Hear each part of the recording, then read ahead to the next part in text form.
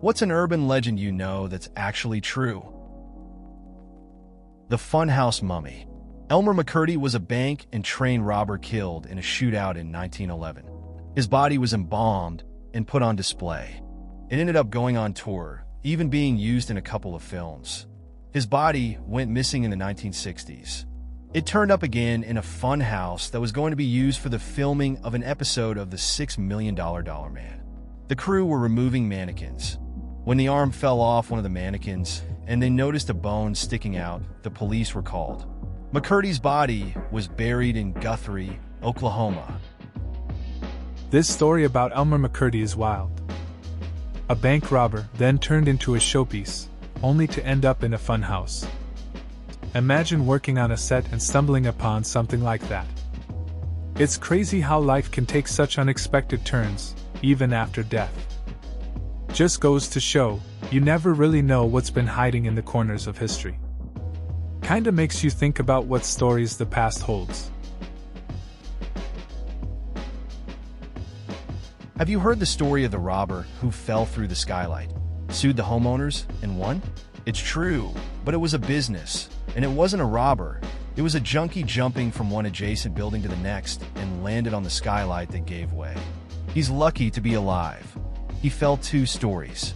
Also, the insurance company settled, so I wouldn't say he won a court case per se. It was my dad's family business. That's a wild story. It's interesting how things can turn legal in unexpected ways. Your dad's family business must have had a lot of ups and downs. Seems like that incident really shook things up. Glad no one was seriously hurt though. Life can be unpredictable. Remember when they said E.T. on the Atari 2600 was so bad a game that it crashed the entire games industry, and then they took all the unsold cartridges in a New Mexico landfill? Well, that isn't true. The game is okay, just a little broken, but multiple factors led to the games industry crash. But one thing that is true is that they did find that landfill site several decades later, with many E.T. cartridges, but also several other games that they later auctioned for charity. I remember hearing about that E.T. game thing. It's interesting how one game got blamed for a bigger problem. It's kind of wild that they found that landfill years later. I mean, just imagining all those unsold cartridges buried there. They could have just buried it, but instead they auctioned the games. Pretty cool that they turned it into something positive for charity in the end. Okay, this isn't a known urban legend per se, but once when I was 14 years old, I was staying at my grandma's. The house was surrounded on 3 sides by woods/forest. I was walking up to the back door when something caught my eye. Sitting on a fallen tree at the edge of the woods was a woodpecker that was at least 5 foot tall. It legit was Woody Woodpecker. I stared at it for a few seconds, then ran inside the house. Now, what makes this better is about 10 years later, my stepdad and I were talking randomly about things, and the giant woodpecker came up. Before I could finish my story, he interrupted me and said he had seen a 5-foot woodpecker sitting in the same spot a couple years before. He thought he was crazy and never told anyone about it. So the legend of the 5 feet woodpecker was born. That's a pretty weird experience. I can't imagine just running into something like that. It's cool that your stepdad had a similar encounter too. It adds a whole new layer to the story. Makes you think about what else might be lurking out there in the woods. Sometimes stories like that just stick with you, and you end up sharing them with friends, not realizing how many might relate to it. Rosco the suicidal Pekingese. I'm a retired LEO. I would get called to this lady's home because she heard noises or saw lights in the woods. We never found a thing. The lady had a Pekingese dog named Rosco. Rosco had issues in his life. Nice enough little guy, but he would try to throw himself down the steps, or he would leap on her couch and try death by cop. I'm convinced he needed lithium. He would leap at my neck and face. Finally, one night, Rosco ran out the back door, and due to the fact he was on a leash that went from the back door to this tree, he tossed himself off the deck and strangled himself. I cut the leash as fast as I could get my pocket knife out, but it was too late for Rosco. I really think he just couldn't stand her. That's a rough story. It's sad how some pets can struggle so much with their feelings. Rosco seemed to be dealing with a lot that most people wouldn't understand. I guess not all pets get the help they need. Just goes to show how important it is to be aware of their emotions too. It's a tough way to go for a little guy like him. Sometimes life just doesn't seem fair. Black Vulga. In the 60s and 70s, there existed an urban legend in Poland that vampires in black limousines were kidnapping people, preferably little children. It was a tale parents told their kids who would then tell their friends, etc. Turns out it was a rumor that was spread by the Polish secret police who actually used black cars to kidnap people. The aim was that no one would believe someone who would report they had witnessed a kidnapping. That's an interesting story. Urban legends often have a basis in reality, but this one takes it to a different level. Parents telling kids to be careful because of the vampires in black cars is wild, especially since it was actually the police behind it. It's a pretty dark twist, showing how fear was used as a control tactic. Makes you think about the stories we hear and what's really going on. Cropsy. Sort of like the boogeyman of Staten Island. During the 70s and 80s, kids on the island would go missing, and the urban legend would attribute it to Cropsy. As it turned out, there really was a crazy kidnapper and serial killer who was responsible. He was caught and convicted. There is a great documentary about it. Used to be on Netflix, not sure if it still is, called Cropsy. Check it out if you get a chance. Yeah, I heard about Cropsy. It's kind of wild how urban legends can have real-life connections. The whole idea of a boogeyman is creepy, but knowing it was based on actual events makes it even more unsettling. The documentary sounds interesting. I like when stories blend myth and reality. It definitely adds a layer of intrigue. Just goes to show how some stories have a darker side. My dad is a genuine human, honest, etc. He swears on his life he saw Bigfoot in Washington State, USA about 25 years ago. He says if it wasn't Bigfoot, it was something he couldn't explain. My mom said he was genuinely spooked. Edit. I guess I should say I don't actually know that it is true.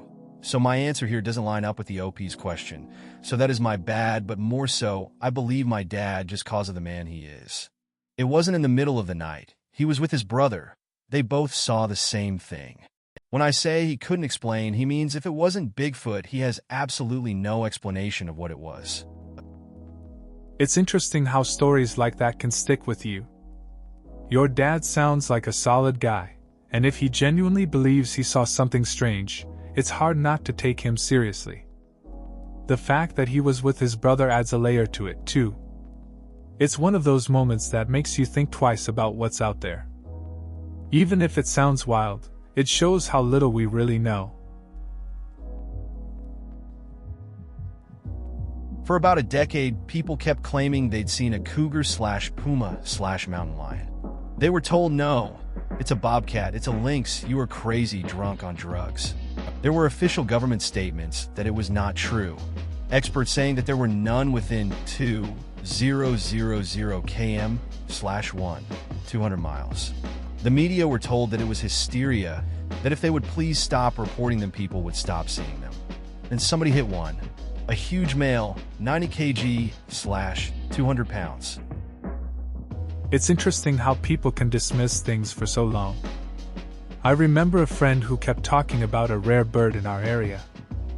Everyone said he was imagining things, but he was convinced.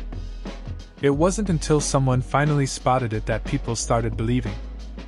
Sometimes it just takes one solid proof to change the narrative. Makes you wonder how many things go unnoticed or disbelieved until they hit reality. In my hometown, there was this guy called Plague Man. He was infecting mice with bubonic plague, with a plan to see what antibiotics cure them. The problem was he was just some dude posing as a doctor, and we all know a mouse never escaped from a cage before. I know it's true because before the tabloids picked it up, the FBI raided his house, and he did some serious time. I feel like if he tried this today, he'd be considered a hero. That's a wild story. It's crazy how people can end up in those situations. Trying to play doctor without any real credentials can turn out pretty badly. Seems like a lot of people might think it's okay to experiment without proper knowledge. The way times change, though, you'd think something like that would be seen differently now. Makes you wonder how many other bizarre characters are out there. I saw a Bigfoot when I was around 6 in the deep backwoods of Maine. I was playing in my little Tyke's tent, the red one with the yellow and blue piping that has a telescope coming out of the top, about 10 to 15 feet from the lake we had a camp on. I remember looking out the telescope and seeing what I thought was a person swinging from branch to branch along the trees by the water. I thought it was weird, and I realized this person had arms longer than a normal human and had its legs curled up underneath, it almost like it was sitting Indian style. I just closed the telescope and sat down for a while, and then booked it back to my grandpa and great uncle, who were in the cabin. For context too, this cabin was only reachable by seaplane or a 30 minutes boat ride. Cabins have no electricity, running water, etc. So it's not like someone could have just been out walking in an ape suit. It would have taken a lot of effort to pull that off to scare some random 6-year-old. That's an interesting experience. Seeing something like that at such a young age could definitely stick with you. Camp life without modern conveniences adds a unique layer to it. The idea of Bigfoot swinging through the trees, especially so close, sounds surreal. I can see why you would run back to your family. It's a story you probably think about even now. Being in the woods like that has its mysteries. The Subtropolis, the underground city. No one thought it was real until the 1970s. Now it still catches people off guard, even people who have lived nearby their whole life. In Kansas City, there's a massive, mostly man-made cave system. It started as a government facility, and part of it remains guarded by the military to this day. Exact dates are still not known. But in 1947, it was sold to a mining company who, rather than collapse the whole thing and strip mine it, kept expanding it. In the 1960s, the Hunt family, billionaires from Texas Oil, also the owners of the Kansas City Chiefs, bought it and spent a decade developing it. In the 1970s, they started renting out warehouse and office space. These days, it's almost entirely warehousing, but there are some businesses that still operate out of it. You can go drive through it. I think it costs a few bucks. It's very easy to get lost down there. It's upsetting how far underground you can go. It's a very large facility, 1,100 acres. That underground city sounds pretty interesting. A friend of mine actually took a tour of it. He said it was weird driving through all those tunnels, just vast spaces with low ceilings. He got lost a couple of times, which seemed a bit terrifying. It's strange to think about how something that big is hidden under a city. Just one of those places you wouldn't expect to find. Midgetville. There was a rumored town made up entirely of little people with dwarfism located somewhere in the woods in Northern Virginia. Former circus performers way back in the day, allegedly, and just any little person who wanted to live in a town specifically scaled for people of that stature later on. The rumor is that if you went there and weren't invited, they'd throw rocks at your car and chase you off, because they obviously didn't want gawkers treating them like an attraction. Well, the small town actually existed. It's torn down now, but it existed when I was a kid. Also, it wasn't a town specifically for people with dwarfism. It was just a small little community hidden in the woods, an artist's retreat. That's an interesting story. I've heard similar tales about hidden communities, where people just want to be left alone. There's something unique about spaces where everyone understands each other. I've always wondered what the vibe was like there, you know. Just a group of folks living their lives away from the noise. It's a bit sad that it's gone now, but I guess that's how some legends fade away over time. RoboCop London. Ask anyone about him. Dude, would you watch a whole robbery? Leave the criminal alone. You will get a knock at your door tomorrow. Dude would find a whole gang of 7 split-up runners on foot and round them up using nothing but his 2 hands. It's why I picked the deadest stories about him, but RoboCop is a hood legend. Sounds like RoboCop is the kind of guy who just doesn't care about the rules. I mean, just watching a robbery go down is wild. But then, he goes after a whole gang by himself. It's like he thrives on the chaos. People probably tell stories about him all the time. He's what you'd call a local legend, just out there doing his thing in the middle of all the craziness. I remember that guy. I was at UCLA in the mid-90s and saw that dude walking around all the time.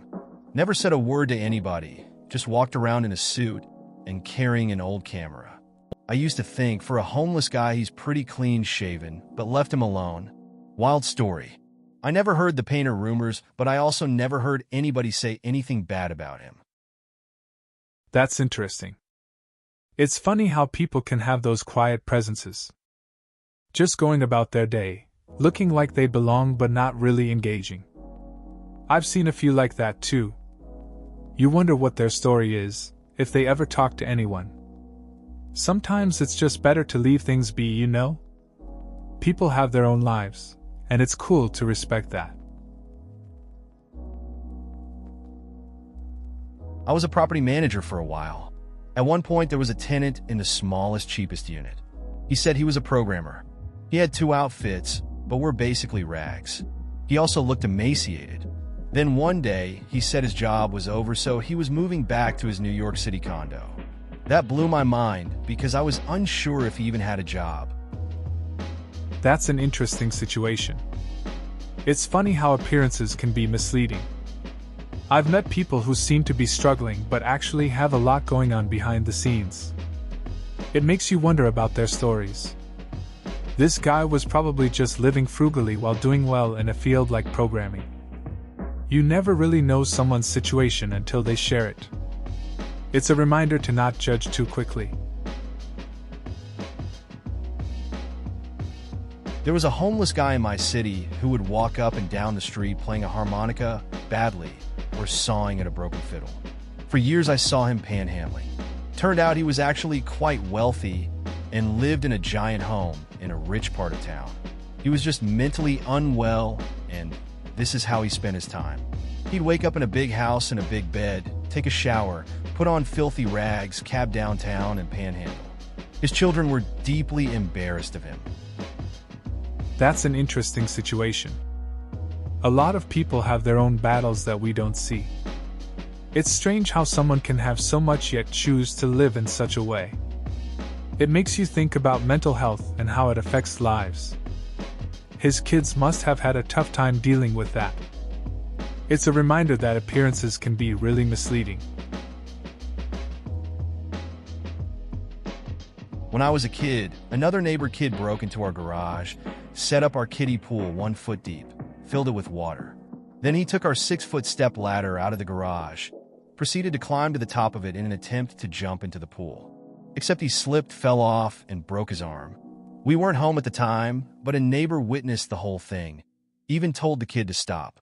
The kid's parents sued my parents, and our homeowner's insurance settled with them. Whole thing was ridiculous. The filing is full of lies. It says I bullied him into doing it. I wasn't home. I was with my parents, and we had proof of that. Insurance didn't care, they settled it. That sounds like a wild situation. Kids do some pretty dumb things, thinking they can pull off stunts without consequences. It's crazy how something so innocent, like a kiddie pool, ended up in a lawsuit. Not being there and still getting dragged into it must have felt frustrating. Sometimes, it seems like logic takes a back seat when it comes to these kinds of things. Just glad everything worked out in the end. I've seen a panther in a field in Dorset, mid to late 2000s. Was with a few other people. Middle of the day, on a site visit for work. My boss looks around and goes, "There's a fucking panther." Turned to look, and true enough, there was a panther. I'm 100% certain. Locals say they get spotted a lot. We found its footprints afterwards. That sounds pretty wild. Seeing a panther in the middle of Dorset is not something you hear every day. I wonder how the locals react to that. Must have been a strange mix of excitement and disbelief for everyone there. It's interesting to think about the stories and sightings people might share about these elusive creatures. Definitely a memorable work trip. Yeah, the whole ET thing is a gross oversimplification, and I would even say scapegoat. It was what we call shovelware today. Everybody wanted in on this new thing and put out whatever they could, and when you went to the store, it was a complete gamble whether or not you'd get something in a halfway working state. Also, games back then were made by programmers, people with no artistic background, and definitely not game design. This meant that some games were functionally sound, but they weren't fun. I'd put E.T. in that category. There's nothing actually wrong with the game, it's just repetitive and confusing. That's where Nintendo came in and put standards on what they'd allow on their console. I remember a time when a friend bought a game that looked cool but turned out to be terrible. It was just a bunch of mindless grinding with no real objectives. We played it for a few hours, hoping it would get better. Eventually, we gave up and switched to something else. It made us appreciate the games that actually cared about fun and design, like what Nintendo did later on. Simple times. E.T. initially was a success, but returns were a problem. Thing is, Atari produced so many copies that it's estimated they would have lost money even without returns. I believe they did the same with Pac-Man.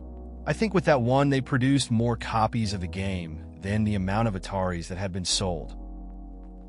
It's interesting how much pressure was on game companies back then. They thought success meant pumping out as many copies as possible, not realizing it could backfire. With E.T. and Pac-Man, they just flooded the market.